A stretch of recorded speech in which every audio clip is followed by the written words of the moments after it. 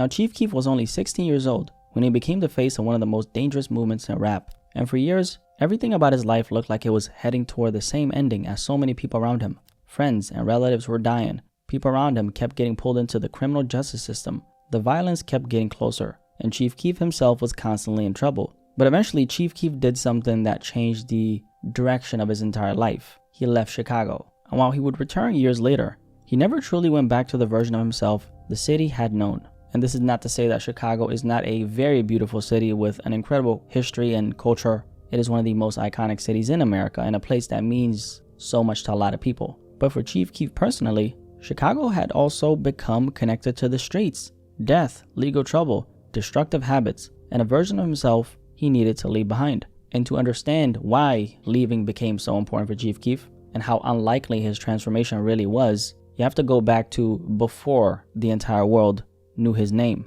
In the early 2010s, Chief Keef was already becoming one of the biggest young street rappers on the south side of Chicago. In 2011, while he was still only 15 and 16 years old, his music started spreading across the city and online. The music was raw, it sounded completely different, and a lot of young people across Chicago connected with it because it reflected the reality they were living in. But before the attention fully took off, Chief Keef was already getting into serious legal trouble. In January 2011, at only 15 years old, he was arrested and charged with manufacturing and delivering heroin near a school, public housing building, or park. Because he was a juvenile, the case was handled through the juvenile system, and reports say he served time on home confinement. Even with that case hanging over him, his music continued to grow. At one of his earliest concerts in November 2011, more than 800 young fans reportedly packed into a venue in Illinois and shouted his lyrics back at him. Another show scheduled only days later was reportedly shut down by police over concerns connected to his affiliations before it was relocated. So even before the rest of America knew his name, the pattern was already forming. Music was opening a lot of doors for Chief Keef back then, but almost every opportunity seemed to come with trouble standing directly behind it. And only weeks after those early concerts, he would end up in an even more dangerous situation. Just before noon on December 2nd, 2011, police responded to reports of shots fired near his grandmother's apartment building on Chicago's south side. According to police reports, officers saw 16-year-old Chief Keef walking outside with a coat covering his hands near his waistband. When one officer tried to stop him, police said Chief Keef dropped the coat, pulled out a handgun, and ran through a vacant lot. As officers chased him, the reports claimed he turned around twice and pointed the gun in their direction. The officers opened fire, but every shot missed. Chief Keef only made it about half a block before police caught him in a nearby alley. One officer reportedly suffered bruises during the struggle, and police said they recovered a loaded handgun. Chief Keef was charged with 3 counts of aggravated assault with a firearm against a police officer, aggravated unlawful use of a weapon, and resisting arrest. He was held in juvenile detention before a judge eventually placed him on home confinement at his grandmother's house. Now, that incident alone could have ended with Chief Keef dead, seriously injured, or locked away before his career had even started. But instead, the time he spent trapped inside would help create the biggest moment of his life. Because while Chief Keef was stuck inside the house, his music was still going crazy on the outside. During that period, he recorded the video for I Don't Like, which exploded online and helped push him toward a deal with Interscope. The same home confinement that came from one of the most dangerous moments of his life ended up becoming part of the reason the world discovered him. And at this time, keep in mind, he was only 16 years old. From the outside, this looked like the escape. He had one of rap's biggest breakout records of that year. Major labels were competing to sign him, and artists he grew up listening to suddenly wanted to work with him. But Chief Keef's actual life had not changed as quickly as his career had. He was young, he was famous, but he was still surrounded by the same conflicts, court orders, probation, restrictions, and all those things that he was used to, right? And on top of that, he was still around the same people that he used to be around when he was in the streets. So basically, his mindset had not caught up with his new reality. And even though his entire life was changing, he was still moving like the same teenager he had been before anybody knew his name. So instead of fame immediately removing Chief Keef from danger, it placed a much brighter spotlight on everything that was already happening around him. And one of the most disturbing examples came in September 2012. 18-year-old Chicago rapper Lil Jojo had been involved in an increasingly public conflict with people connected to Chief Keef's circle. The tension had played out through diss songs, videos, and social media. On September 4, 2012, however, Lil Jojo was shot and killed while riding on the back of a bicycle. Hours later, a post from Chief Keef's Twitter account appeared to mock Jojo's death. Chief Keef later claimed that somebody else had posted it and said his account had been hacked, while also denying that he had anything to do with the murder. Chicago police looked into the online conflict, but the investigation did not produce evidence leading to Chief Keef's arrest, and he was never charged in connection with Lil Jojo's death. But the lack of charges did not stop suspicion from continuing to surround Chief Keef, because Lil Jojo's mother later publicly said that she believed that Chief Keef had paid someone to kill her son. Who do you think is responsible for your son's death? Chief Keef. You believe he himself pulled the trigger? I don't believe himself pulled the trigger. I believe he paid somebody to do it. But that was her allegation, not an official finding, and no publicly established evidence has ever proven that Chief Keef ordered or participated in that murder. And while all that was happening, the music industry was placing millions of dollars directly in front of Chief Keef. But Chief Keef was still showing how unprepared he was for everything happening around him. Again, he was super young, right? And around Labor Day 2012, Chief Keef's schedule started to fall apart. His manager called it Hell Week. Chief Keef missed several commitments, including BET's 106 & Park, and BET reportedly threatened to ban him from the network. Some cancellations were blamed on probation, unpaid promoters, or fake bookings, but his manager admitted that a few of the no-shows had no explanation at all. Then in November 2012, an Interscope team, 50 Cent, Wiz Khalifa, and a camera crew gathered in Los Angeles to shoot the video for Hey Being Sober. According to the video director, 50 Cent wanted Chief Keef to pay around $30,000 to use 50's video team, but Chief Keef missed one flight, then another, and ultimately Chief Keef, he never showed up. Now 50 Cent publicly warned that Interscope could eventually pull the plug on Chief Keef, saying the people around Chief Keef did not understand the opportunity in front of them.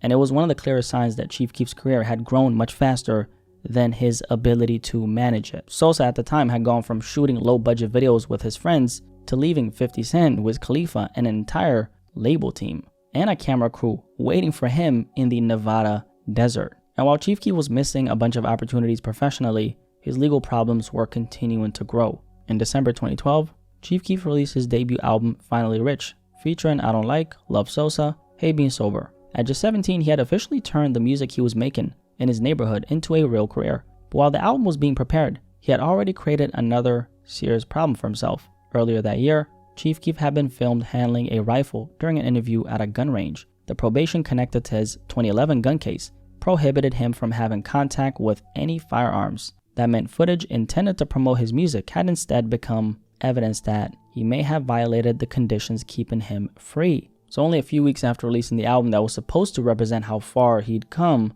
he was now back in court fighting to keep his freedom. And then in January 2012, a judge ruled that he had violated his probation and sentenced him to 60 days in juvenile detention. One of the biggest teenage rappers in America was suddenly back behind bars. And that moment exposed the reality of his situation. I mean, Chief Keef had money, fame, and all these really super poppin' opportunities any teenager in rap could ask for. But he was still one bad decision away from losing it all. His life was definitely changing on paper, while the habits and consequences connected to his old life were still following him. After Chief Keef was released from juvenile detention in March 2013, the trouble continued almost immediately. In May, he was arrested in Georgia for disorderly conduct after police accused him of smoking some Mary J at a hotel. Only 8 days later, police in Chicago caught him driving 110 miles per hour in a 55 mile per hour zone. Chief Keef eventually pleaded guilty to speeding and received another 18 months of probation.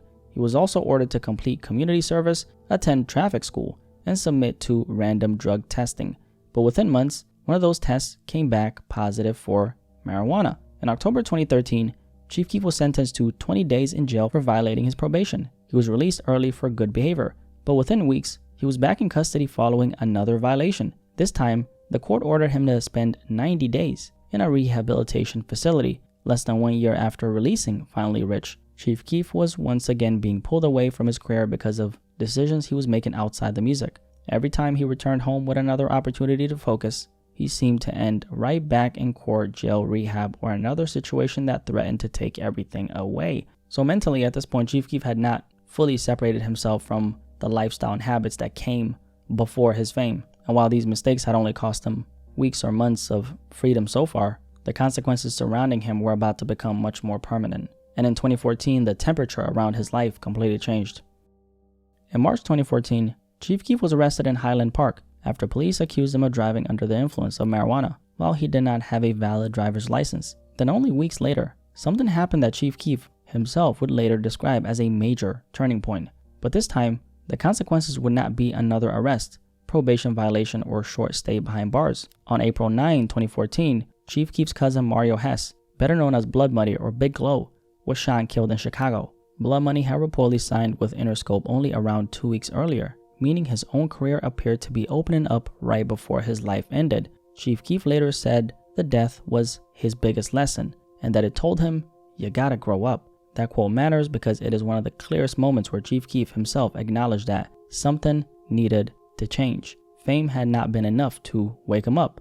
Court dates had not been enough. And even juvenile detention had not been enough. But losing his cousin made the consequences feel far more permanent than another night in jail. Only a few months later, Chief Keef's life in Illinois began falling apart in a different way. In June 2014, Chief Keef was evicted from the Highland Park mansion he had been renting. By the following month, he had moved into a new home in California, placing thousands of miles between himself and the environment that had surrounded him in Chicago. At the time, it may not have looked like some perfectly planned escape. He had just lost his cousin Blood Money. His living situation in Illinois had collapsed, and only months earlier, his lawyer had already said Chief Keef was considering Los Angeles so he could focus on music. But the move eventually gave Chief Keef something fame and money had not been able to give him before: distance. He later said Los Angeles helped him get away from unnecessary trouble, improved him as a person, and changed him for the better. He also said that one of his favorite things about Los Angeles was the quiet. By the end of 2014, he was spending time making music and becoming more involved in visual art, even hosting an art show in Los Angeles that December.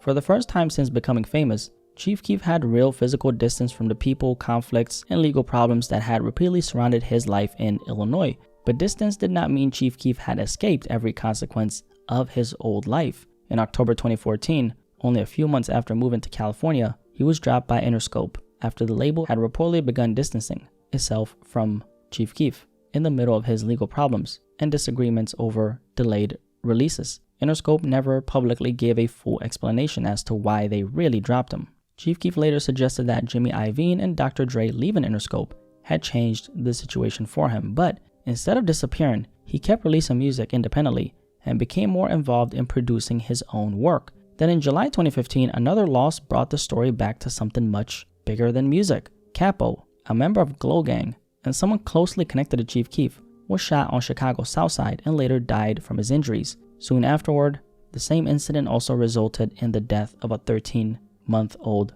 child. And at this point, Chief Keef decided to respond to the death of that child by helping organize a Stop the Violence benefit and planned to appear from California as a hologram because outstanding warrants prevented him from actually returning to Illinois. But even that attempt became controversial because the authorities still viewed Chief Keef as a public safety risk. And after the event was moved to Indiana, police shut down his hologram performance within minutes. So Chief Keef had literally moved thousands of miles away, lost another close friend, and was now using a benefit concert to call for an end to the violence. But he was still viewed as a public safety risk, showing how difficult it was for him to escape the image that had made him famous. And this time, Chief Keef decided to remain in California instead of returning to the middle of the chaos. He continued working and living away from Chicago, while more people connected to his old life were lost. This distance that Chief Keef created did not solve everything, but it definitely reduced how directly involved he was in a lot of these situations, especially in the streets, unfolding back home. And then in January 2017, Chief Keef was arrested in Los Angeles after a former collaborator accused him and several other men of breaking into his home, assaulting him, and stealing property. Chief Keef was booked on suspicion of home invasion robbery, making it look like he might have been sliding into the kind of chaos he had supposedly escaped. But in 2018, the case was dropped because of significant problems with key witnesses and insufficient evidence. The accusation was never proven in court. Only a few months after that arrest, however, Chief Keef ran into more trouble in Miami Beach. In April 2017, the police arrested him on a DUI charge after stopping his vehicle during an investigation involving another car. He later missed his arraignment on the DUI and drug possession charges, leading a judge to issue a warrant for his arrest. Then in January 2018, Chief Keef suffered one of the most personal losses of his life when his cousin and longtime collaborator, Fredo Santana, died at only 27. Fredo had been hospitalized months earlier with liver and kidney failure, and the Los Angeles County Medical Examiner later ruled cardiovascular disease as the primary cause of death. With idiopathic epilepsy as a contributing factor, Chief Keef publicly mourned him and wrote that he would love him forever. Fredo was not simply another artist from the Chicago drill scene. He was Chief Keef's family, one of his earliest collaborators, and someone who had been beside him during the rise of the movement they helped create. By the time Chief Keef was 22, he had already lost Blood Money, Capo, and Fredo Santana. And 2 years later, Chief Keef publicly pushed back against people who kept claiming that Lean had killed Fredo. His response made it clear that these losses were personal to him, not just names in a drill history timeline. In June 2018, a gunman fired at Chief Keef outside the W Hotel in Times Square. The shots missed him, and he was unharmed. What initially looked like another mysterious attack later became part of 6ix9ine's federal racketeering case. 6ix9ine eventually pleaded guilty and admitted that he had offered one of his associates at the time $20,000 to arrange the shooting, with that associate reportedly receiving $10,000 after it was carried out. And prosecutors said that the targeted shooting was intended to scare Chief Keef. That same year, his Miami DUI case finally reached a resolution. Chief Keef pleaded no contest to a reduced reckless driving charge and avoided jail. He received 6 months of probation and 50 hours of community service. However, only 2 years later, Chief Keef suffered another loss yet again. On June 19, 2020, Glow Gang artist and longtime associate Trey Savage, whose real name is Kentrey Young, was shot and killed while driving in Chicago's Chatham neighborhood. His death meant that even 8 years after Chief Keef first became famous, people tied to the original movement were still being lost to the same violence. However, around that same period in 2020, Chief Keef was no longer viewed as only the reckless teenager who helped introduce the world to Chicago drill. He had suffered long enough to become a respected influence on an entire generation, and people overall viewed Chief Keef as someone who had made a very positive change in his life, despite his circumstances. Just a few years after that, he returned to Illinois, marking his first Chicago area performance in nearly 12 years. That moment represented something much bigger than a concert. Chief Keef had returned to the place where his story began, but he did not return as the same person who had left. He came back as a father, a businessman, operating through his own label, and a grown man. And that's what it really means when we say that Chief Keef left Chicago and never went back. He physically returned, but he never returned to the same cycle that controlled his teenage years. At a certain point, Chief Keef just stopped living in that reality that he was stuck in when he was just a young man. I don't think Chief Keef's story is positive because he was perfect. He still made a lot of mistakes. He dealt with a lot of legal problems. He kept getting pulled into the lifestyle, and he lost a lot of people that he's never going to be able to replace. But somewhere along the way, he created enough distance to build a different life. The teenager who became famous while trapped inside his grandmother's house survived long enough to find peace, raise his children, and eventually return home on his own terms. He couldn't undo his mistakes or bring back the people he lost, but he definitely made sure the place that shaped his past did not control his future. Chief Keef left Chicago, and mentally he never went back. I think him leaving also really was a matter of survival. In the end, it was probably the smartest decision that he could have made, and clearly it changed the direction of his life. So shout out to Sosa. I'm happy that he was able to grow up, find peace, and become the man that so many people he came up with never got the opportunity to become. And honestly, I think this conversation is bigger than Chief Keef himself. His story represents leaving behind the version of yourself that you already know is holding you back. For Chief Keef, that meant physically leaving Chicago and creating that distance between the environment, habits, and situations that kept pulling him into trouble. However, for you, if you're listening to this, it might look completely different. It could mean leaving certain people behind. It could mean changing your environment, breaking an old habit, or walking away from a version of yourself that no longer has a place in the life you're trying to build. And sometimes that kind of change does not feel urgent while you're living through it, but staying attached to the wrong version of yourself can quickly cost you your freedom, your future, and everything you could have become. Chief Keef's situation was simply more dramatic than most people's situation ever will be, but the lesson is the same. Sometimes the only way to save your future is to stop going back to your past. If you made it this far, drop a like on this video and subscribe if you're new here. My name is Blackie Speaks. Nice to meet you. I'm curious what you guys think about this topic. Do you think that Chief Keef leaving Chicago was the decision that ultimately changed his life? I personally think so. And more broadly, have you ever had to leave behind a place, a person, or an old version of yourself just to move forward in a positive direction? You guys let me know in the comment section below, and I'll catch you guys in the next video. Peace, I'm out.